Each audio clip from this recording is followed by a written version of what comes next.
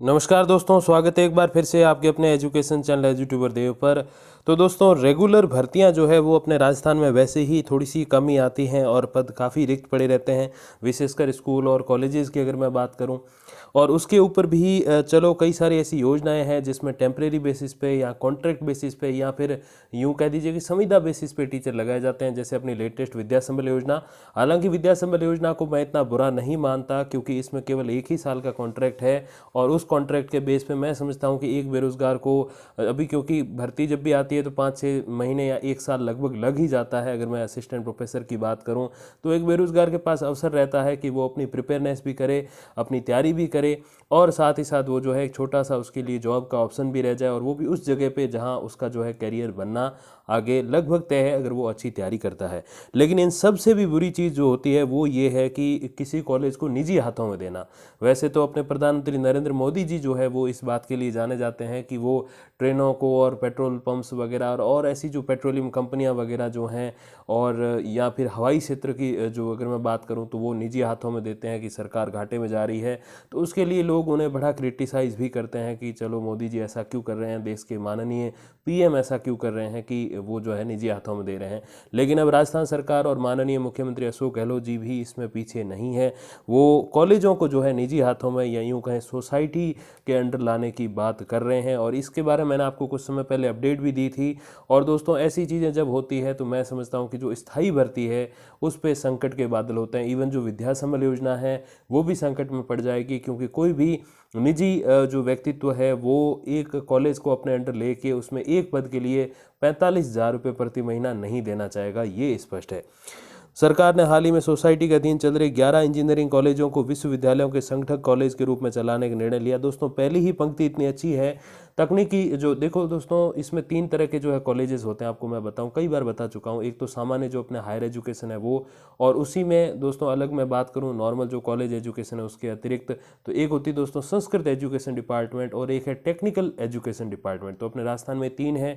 Sanskrit education को अलग रखते हैं। अब बात करते हैं टेक्निकल एजुकेशन के जो कॉलेजेस वगैरह उनकी, तो उनको पहले सोसाइटी के अंडर रखा सरकार ने, और उसमें सरकार एक तरीके से मैं समझता हूँ कि बहुत ही पिछड़ती चली गई, और बच्चों में जो तकनीकी शिक्षा के प्रति जो रुझान है वो कम होता चला गया। क्योंकि 2 तरह से दोस्तों, एक तो क्योंकि छात्र भी वहाँ कम ही गए, क्योंकि किसी टीचर को आप 10 या 15 हज़ार में, अगर इतना क्वालिफाइड टीचर है जो कम से कम 20-25 साल जिसका जो है स्टडी का पीरियड रहा है, उसके बाद उसको आप 10 या 15 हज़ार में उससे भी कम पेमेंट में रखोगे, तो मैं समझता हूँ कोई अच्छा शिक्षक तो उस कॉलेज में रहेगा नहीं। तो इसका सबसे पहला नेगेटिव इम्पैक्ट पड़ा उन अभ्यर्थियों पे भी जो इस लेवल की योग्यता रखते थे कि हाँ हम कॉलेज में जो है पढ़ा सकते हैं, कॉलेज एजुकेशन में फिट बैठ सकते हैं अपनी योग्यता के बेस पे। तो एक तो अभ्यर्थी वो चले गए, और जब अभ्यर्थी अच्छे चले गए, जब ऐसे अच्छे शिक्षक चले गए, तो जाहिर सी बात है स्टूडेंट भी वहाँ क्यों आएंगे। इसीलिए राजस्थान में टेक्निकल एजुकेशन का जो रुझान है वो कम होता चला गया। अब दोस्तों, सरकार ने वहाँ ट्राइंग टेस्टिंग वाली चीज़ जो है वो बिल्कुल भी नहीं की। ट्राई किया लेकिन उसका अच्छे से परिणाम नहीं निकला, और उसी के बिल्कुल रिवर्स जाते हुए सरकार अब जो नॉर्मल एजुकेशन है, अपनी जो सामान्य हायर एजुकेशन है, कॉलेजेस वगैरह, उनको सोसाइटी के अधीन लाने वाली है। तो ट्राई एंड टेस्टेड वाली चीज़ तब होती है जब कोई भी चीज़ को हम एक ट्राई करें और उसका परिणाम हमें मिले, हम उस परिणाम के आधार पर आगे बढ़ें। लेकिन सरकार को इतनी भी समझ नहीं है कि वो इस परिणाम से सीख ले। कौन सा परिणाम? तकनीकी शिक्षा जो एक तरीके से पिछड़ गई, बच्चे चले गए पढ़ने वाले और पढ़ाने वाले भी नहीं आ रहे, तो इससे सरकार को सीख लेनी चाहिए थी, लेकिन सरकार ने सीख नहीं ली। और इसी का देखिए अब दोस्तों निर्णय जल्द ही सामने आ जाएगा, जब हायर एजुकेशन को जो है सोसाइटी के अधीन लाया जा रहा है। दोस्तों देखिए, जैसे यहाँ लिखा हुआ भी है कि इंजीनियरिंग कॉलेजों को विश्वविद्यालयों के संगठक कॉलेज में फिर से चलाने का फैसला लिया। अगर सोसाइटी वाला जो मैटर है, अगर सोसाइटी वाला जो एक तरीके से जो पूरी प्रोसेस है, तो वो अगर सही से चली होती तो सरकार वापस इनको यूनिवर्सिटी के अधीन क्यों लाती कॉलेजेस को। तो जाहिर सी बात है कि सोसाइटी वाला पूरा जो मैटर है वो फेल्ड है, वो बिल्कुल भी सही नहीं है। और लेकिन सरकार कहाँ मानने वाली है? सरकार अब जो जनरल अपनी जो सामान्य एजुकेशन है उसको भी अब सोसाइटी के अंडर ले जाएगी। और इससे देखिए पद तो खत्म नहीं होंगे, पद तो रहेंगे, लेकिन उस पदों पे जो ओरिजिनल जो टीचर्स हैं, जो 85,000 मतलब 80,000 से लगभग शुरू करते हैं परमानेंट वाले, और अगर हम विद्या संबल योजना की बात करें तो 45,000 से शुरू करते हैं, तो जाहिर सी बात है कि उनको तो वो नहीं लगाना चाहेंगे। वो अपने बेसिस पे, जैसे कहते हैं ना जुगाड़, लगा के ऐसे टीचर्स को लाएंगे जो जैसे तैसे फर्जी डिग्रियों वाले होंगे, या ऐसे लोग जो बिल्कुल भी क्वालिफाइड नहीं है, उनके नाम की फेक डिग्री हो, उन लोगों को लाएगी 5-10-15 हज़ार में लगाएगी, और एक तरीके से जो पदों की रिक्तता है वो समाप्त हो जाएगी। और इसी के साथ समाप्त हो जाएगी विद्या सम्मेलन योजना भी आने वाले समय में, और समाप्त हो जाएगी अपनी रेगुलर भर्ती भी, अगर ये चीज़ें रियल में हो गई। देखिए दोस्तों आगे क्या है, तकनीकी शिक्षा विभाग का तर्क है कि सोसाइटी इन कॉलेजों का संचालन नहीं करा पाई। देखिए दोस्तों एक और बात बड़ी स्पष्ट है कि सोसाइटी के बस की नहीं है ये चीज़ें। इतना ही नहीं, विभाग ने सोसाइटी की ओर से लगाए गए फैकल्टी की योग्यता पर भी सवाल किए हैं। वहीं दूसरी ओर सरकार ने इस सत्र में 72 सामान्य कॉलेजों को सोसाइटी पर चलाने का निर्णय कर लिया है। सोचिए 72 कॉलेज जा चुके, अब सोचिए पीछे जो है कितने कम बचे होंगे। पिछला ही वीडियो मैंने सुबह आपको बताया था विद्या सम्मेलन योजना वाले में, जिसमें कॉलेजों की संख्या भी आपके सामने, वो वीडियो जरूर आप देखिएगा, उसका मैं लिंक आई बटन में दे दूंगा। उससे आपको पदों की रिक्तता वर्तमान में कितनी, आने वाले समय में होगी बहुत अच्छी बात, लेकिन वर्तमान में 2000 के समथिंग पद खाली हैं, और कॉलेजों की संख्या भी आपको उसमें पता चल जाएगी। तो उससे आप समझ सकते हो उसमें से 72 तो गए। ऐसे में सरकार की दोहरी मानसिकता पर सवाल खड़े किए जा रहे हैं। अब दोहरी मानसिकता दोस्तों क्यों है कि एक तरफ तो वो फेल्ड हो गई सोसाइटी वाली योजना टेक्निकल एजुकेशन के फील्ड में, तो फिर उसको डबल माइंडेड होके इधर जनरल एजुकेशन में लाने का मुझे नहीं समझ आता कोई मतलब है। अब देखिए सवाल है कि जब इंजीनियरिंग कॉलेज सोसाइटी तर्ज पर सफल नहीं हुए तो सामान्य कॉलेज कैसे सफल हो सकते हैं, उनके भविष्य का क्या होगा। अब सरकार के इस निर्णय का राजस्थान विश्वविद्यालय और महाविद्यालय संघ की ओर से विरोध शुरू हो गया है। वर्तमान में तकरीबन 400 सरकारी कॉलेज चल रहे हैं। 300 का मेरा अनुमान था, उसमें लगभग 300-350 आंकड़े थे, ओरिजिनल 400, और 400 में से 72 चले गए। तो आप समझ लीजिए 20%, ऑलमोस्ट 15-20% गए। अब पीछे जो 80-85% बचे हैं, अब उसमें ही सारी कहानी है दोस्तों। सरकारी कॉलेज संचालित किए जा रहे हैं 400। और रुकटा, अब ये रुकटा क्या है दोस्तों, रुकटा का मैं आपको तात्पर्य बता दूं जरा। रुकटा का दोस्तों जो तात्पर्य है, जो ओरिजिनल जो ये शब्द है वो है RUCTA, रुकटा RUCTA, दैट मीन्स कि Rajasthan university and college teacher association. तो ये बहुत ही, मैं समझता हूँ कि अब जो सारी प्रक्रिया वो ये एसोसिएशन ही कर सकता है, क्योंकि इसका हम अगर प्रबल विरोध करें, जो कॉलेज और यूनिवर्सिटी के लेक्चरर्स हैं, जो असिस्टेंट एसोसिएट प्रोफेसर्स वगैरह, वो अगर इसका विरोध करेंगे तभी कुछ हो पाएगा, नहीं तो मैं समझता हूं कि हायर एजुकेशन बिल्कुल खत्म हो जाएगा दोस्तों। तो रुकटा के महामंत्री डॉक्टर सुशील कुमार बिस्सू ने कहा कि सोसाइटी पर देकर सरकार कॉलेजों में शिक्षा का स्तर खराब करने जा रही है, इससे छात्रों को नुकसान होगा। तकनीकी शिक्षा की तर्ज पर सामान्य कॉलेजों पर विचार करना चाहिए, क्योंकि देखो कोई चीज़ ट्राई नहीं की है तो चलो उसका परिणाम एक बार सोच लेते हैं कि चलो दे देते हैं निजी हाथों में, पर यहाँ तो बिल्कुल स्पष्ट है ना, तकनीकी शिक्षा को नहीं चला पाए वो लोग, तो सामान्य शिक्षा जो है जिसमें बहुत ज़्यादा अभ्यर्थी होते हैं, विद्यार्थी होते हैं, वो कैसे चला पाएंगे वो लोग। BA BSc BCom के इन महाविद्यालयों को ग्रामीण और तहसील स्तर पर खोला गया है। हालांकि सोसाइटी फीस तय करेगी, लेकिन छात्रों से अधिक फीस नहीं ली जाएगी। दोस्तों देखिए फीस से भी, देखिए आज मैं नहीं समझता कोई इतना गरीब है जिसके पास फीस के जो है पैसे नहीं है, लेकिन उस फीस से भी बड़ा जो मापदंड मेरे हिसाब से होना चाहिए वो वहाँ की एजुकेशन की जो क्वालिटी है, जो गुणवत्ता है उसका होना चाहिए। क्योंकि मैंने जैसे आपको बताया 5-10 हज़ार में MA जो है BA किया हुआ बंदा, उससे ऊपर जो है नेट सेट अगर किसी ने कर रखी है, PhD है, MPhil है, वो अभ्यर्थी कहीं भी जाकर 5-10 हज़ार में जॉब नहीं करना चाहेगा। सीधी सी बात है, अगर चाहे वो पुरुष है चाहे महिला है, 5-10 हज़ार की जॉब करने के लिए उसने ये इतनी सारी योग्यता धारण नहीं की। बहुत सारी मेहनत पड़ती है, जब जाके नेट क्लियर होता है, JRF क्लियर होता है, PhD अपने आप में एक बहुत बड़ा कोर्स है, MPhil भी काफ़ी कठिन है। इन सब को करने के बाद अगर 5,000 की जॉब करनी है कोई दिक्कत नहीं है। नॉर्मली भी अगर आप 12वीं पास हो जाओगे, 5,000 तो आपको वहाँ प्राइमरी स्कूल में भी दे देंगे, मैं आपको बता रहा हूँ। तो देखिए ये फीस की बात से भी बड़ी मैं समझता हूँ जो बात है वो ये है कि इन कॉलेजेस में गुणवत्ता जो है, ओरिजिनल जो क्वालिटी है वो खत्म करना। क्योंकि क्वालिटी जो निर्धारित होती है वो अच्छे टीचर से निर्धारित होती है, जिनका मापदंड सरकार ने जो रखा वो 45,000 है कॉन्ट्रैक्ट बेस पर, जिसको आप चाहे विद्या सम्मेलन कह दो, जिसको आप चाहे गेस्ट फैकल्टी कह दो, अतिथि शिक्षक कह दो, या फिर आप उनको जो है जो एक टेम्परेरी बेसिस आप कह सकते हो, कोई दिक्कत नहीं, वो सब सेम है। लेकिन 45,000 मिनिमम उनका बनता है। किसका? जिन्होंने नेट और मास्टर्स किया हुआ, कम से कम बता रहा हूँ, फिर PhD MPhil और ऊपर है फिर आगे।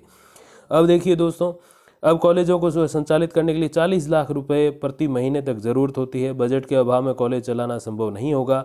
इंजीनियरिंग कॉलेज की तरह भविष्य में ये कॉलेज भी फेल हो जाएंगे। देखिए जिन्होंने ये पेपर में यह आर्टिकल लिखा है उन्होंने भी स्पष्ट सोच लिया है, कह दिया है कि ये फेल होंगे। और भंवर सिंह भाटी जो हायर एजुकेशन के, वो क्या कह रहे हैं वो भी देखते हैं। संविदा में लगे प्रोफेसर और कर्मचारियों को कम सैलरी मिलेगी। जैसे मैंने कहा, मैंने कुछ एक महीने पहले भी जो है इस संबंध में एक वीडियो जारी किया था दोस्तों। जिसमें आपको मैंने बताया था कि ऐसा कुछ एक मामला होने वाला है। 70-72 कॉलेज उसमें जा चुके हैं। अब देखिए जो हायर एजुकेशन की जो अपने मिनिस्टर हैं भंवर सिंह भाटी जी, वो क्या कह रहे हैं कि इंजीनियरिंग कॉलेजों को सरकार फंड नहीं देती थी, लेकिन सामान्य कॉलेजों को सोसाइटी पर चलाने के लिए घोषणा बजट में हुई है, सरकार इन्हें फंड देगी। चलो पैसे तो आप दे दोगे, अगर पैसे देने ही हैं तो खुद क्यों नहीं चला रहे आप? क्या दिक्कत क्या हो रही है? पैसे भी देने हैं, खुद भी नहीं चलाना है तो परेशानी है। तो फिर तो मैं समझता हूँ अगर ये होता कि चलो सामने से पैसे वो आपको दे रहे होते तो हम समझते हैं कि चलो सरकार के पास पैसे नहीं है और पैसे के लिए दिया जा रहा है, तो पैसे के लिए नहीं दे रहे तो आपको दिक्कत क्या है? आप टेम्परेरी बेसिस पे भर्ती कर रहे हो, रेगुलर बेसिस पे भी करते हो, दोनों भर्तियां चल रही है, विद्या समल योजना चल रही है, असिस्टेंट प्रोफेसर 2020 चल रही है, लेकिन फिर भी इनको कॉलेजों को बलि चढ़ाना है। कहाँ पे? प्राइवेट सेक्टर की बलि चढ़ाना है। अब देखिए दोस्तों, बजट में घोषित नए कॉलेजों को सरकार सोसाइटी के जरिए चलाएगी। कॉलेजों में भर्ती प्रक्रिया से लेकर संचालन का खर्चा सोसाइटी वहन करेगी। सोसाइटी ही कॉलेजों में फीस निर्धारित करेगी। सरकार ने कॉलेजों में पद सृजन की स्वीकृति इसी पर दी है कि इन कॉलेजों को सोसाइटी के जरिए ही संचालित किया जाए। सरकार ने कॉलेज आयुक्तालय को निर्देश दिए हैं कि राजस्थान मेडिकल एजुकेशन सोसाइटी राजमेश की तर्ज पर BA BCom MA के नवीन विद्यालयों के संचालन के लिए सोसाइटी का गठन करेंगे। चलो सोसाइटी नहीं है लेकिन गठन कर लेंगे, लेकिन करेंगे ज़रूर, रुकेंगे नहीं। तो इनका सीधा सा तात्पर्य यही है। और दोस्तों इन सब में एक जो चीज़ सबसे बड़ी बढ़ जाएगी वो ये है कि भाई भतीजावाद बढ़ेगा, भ्रष्टाचार बढ़ेगा, चेक जैक वाले जो मैटर होते हैं वो ज़रूर बढ़ेंगे। क्योंकि ये 5, 10, 15 हज़ार देंगे ना, तो देंगे भी उसको जो अपने कोई रिश्ते में हो, कोई इनका भाई भतीजा हो, कोई भांजा हो, कोई जीजा हो, उसको देंगे। सीधी सी बात पहले ये। और उसके बाद भी किसी और को देने हैं तो भाई तुम्हें 5,000 काट के देंगे, क्योंकि हमारा भी कुछ कमीशन है। ये सारी चीज़ें होने वाली है और तब सरकार को अक्ल भी आ जाएगी। आप भी यही हैं, मैं भी यही हूँ, और उस दिन ऐसी हम अपडेट भी लेकर आएंगे कि चलो आज सरकार को समझ आया, सरकार के कान पे जूं रेंग गई है। और देखिए दोस्तों, अब इसके बाद आगे क्या अपडेट आती है वो मैं आप तक पहुंचा दूंगा वीडियोज़ और कम्युनिटी पोस्ट के माध्यम से।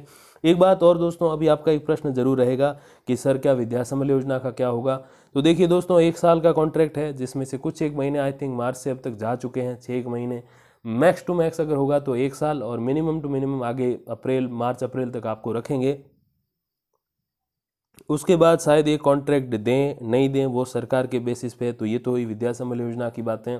अब बात करते हैं अपने जो रेगुलर भर्ती है। देखिए ये भर्ती तो पूरी होगी, और सरकार जाते टाइम जो एक भर्ती करवाने वाली है 2023 के ऑलमोस्ट एंड में, तो वो भर्ती भी डेफिनेटली पूरी होगी, क्योंकि सरकार को वोट चाहिए। अगर उस टाइम ये चीज़ें निकल के आई ना तो समझो कि हो गया कल्याण।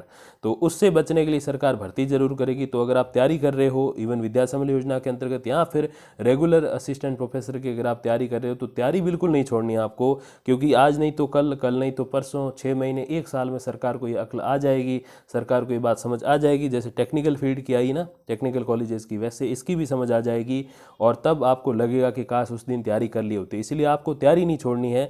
इस अपडेट का ये मतलब कतई नहीं है कि मैं आपको विद्या समल योजना में आवेदन करने से रोक लूँ, या विद्या समल योजना में जो है मैं आपको ज्वाइन करने से रोकूँ, ये भी नहीं है।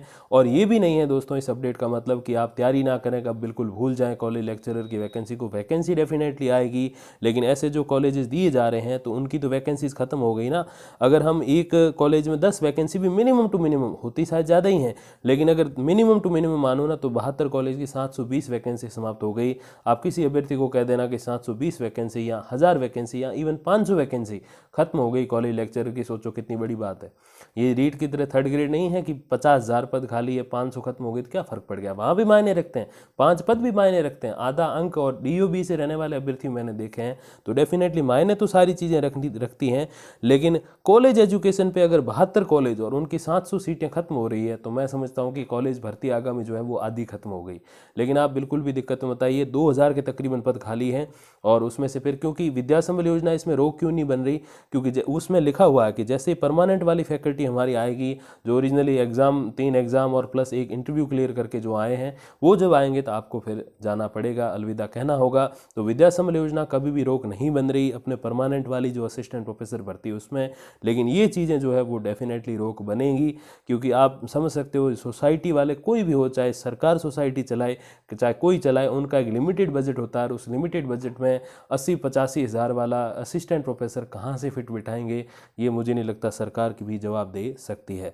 तो डेफिनेटली 72 जो कॉलेजेस हैं तो 700 पद तो ये खत्म हो गए, लेकिन इसके अलावा भी पद खूब सारे हैं। आने वाले टाइम में जब भर्ती होगी तो 3000 के तकरीबन या 4000 समथिंग पद खाली होंगे। तो मैं समझता हूँ उसमें से 700 ही नहीं 1000 चले जाएँ, फिर भी आपके पास 2 से 3000 पद रहेंगे।